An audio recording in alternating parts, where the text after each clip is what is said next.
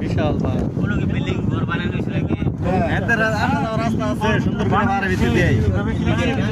গাড়ি থাকার লিগা রাস্তা আছে ইন্ডিয়ার গাড়িগুলি বাজার আছে মাঝে মধ্যে উপরে কিন্তু মালগুলি আনতে ওরা যা সংগ্রহ করে এনে 40 কিলো 50 কিলো দূর থেকে সংগ্রহ ঘর হবে তো না গেরে আর কি আগে দালাল আছে